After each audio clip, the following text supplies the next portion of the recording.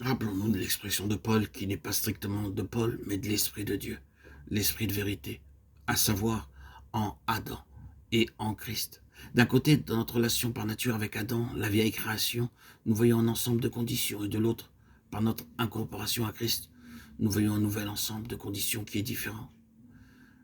L'Éternel Dieu souffla dans ses narines un souffle de vie, Genèse 2,7. Le premier homme, Adam, devint une âme vivante, 1 Corinthiens 15,45. Le jour où tu en mangeras, tu mourras certainement. Genèse 2,17. Tous meurent en Adam, 1 Corinthiens 15,22. La loi du péché et de la mort, Romains 8,2. L'homme n'est que chair, Genèse 6,3. La chair ne sert à rien, Jean 6,63. Le moi, faillite, Romains 7.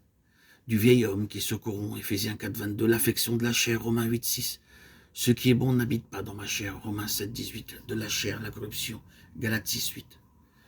Ce qui est né de la chair est chair, Jean 3,6. La fin de ces choses, c'est la mort, Romains 6,21.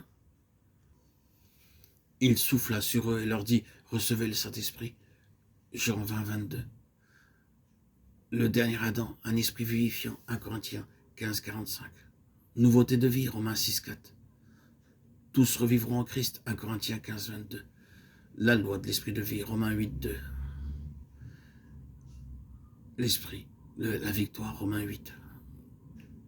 L'homme nouveau créé dans une justice et une sainteté que produit la vérité, Éphésiens 4,24. L'homme nouveau, Colossiens 3,10. Le régime nouveau de l'esprit, Romains 7,6. Par la conformité à sa résurrection, Romains 6,5. On crucifie la chair, Galates 5,24. Et notre vieil homme a été crucifié, Romains 6,6. Tout ceci, qui n'est rien de plus que citer les Écritures, servira à souligner la totale et exclusive action divine. Et aidera, nous le croyons, à reconnaître le fait essentiel qu'aucun homme ne peut vivre la vie chrétienne. Il n'y a qu'un seul qui peut vivre cette vie, et c'est Christ lui-même. Nous devons expérimenter notre incorporation à Christ de telle manière qu'il vive sa vie à travers nous, en tant que membre de son corps, afin que, pour moi, vivre c'est Christ, et ce n'est plus moi, c'est Christ, soit une réalité. Philippiens 1,21 et Galates 2,20. Comme le fer du forgeron est dans le feu, et le feu est dans le fer, de même, nous devons d'abord réaliser notre position en Christ par la croix, où Christ peut se manifester à travers nous. Il est très important de reconnaître une vérité sur laquelle Christ attire grandement notre attention, que dans un sens, il n'a jamais eu l'intention d'être à nouveau hors de ce monde après être venu une première fois comme dans son héritage légitime. Il est venu le racheter, assurer son droit de souveraineté sur lui, et pour initier, continuer et achever la restitution de sa propre autorité. Tout ceci doit se faire par la manifestation de sa présence, que ce soit sous une forme ou une autre. Alors qu'il a beaucoup parlé de son départ et de son retour au Père, il a aussi rendu très clair sa présence permanente ici-bas par les mots « Et voici, je suis avec vous tous les jours, jusqu'à la fin du monde » Matthieu 28,20.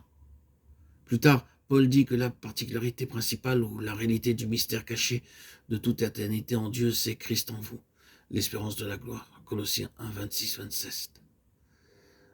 La présence physique personnelle de Christ dans le monde était en premier lieu de manifester la nature, la méthode, les moyens, les lois, le dessein et la puissance de sa présence permanente au-delà des jours de sa chair, et en second lieu de rendre cela possible et concret par l'œuvre de la croix. Lui, né de Dieu, montre la nécessité de la nature d'être né de l'Esprit. Si la volonté de Dieu doit être faite sur la terre comme elle est faite au ciel, puis juste au commencement de son ministère, il a placé la croix, représentée par le baptême. Dès lors, tout ce qu'il a dit et fait était dans la lumière et la puissance de la croix. L'enseignement de Christ ne pourra jamais être effectif et les œuvres de Christ ne pourront jamais se poursuivre, à moins que la croix ne soit à la base.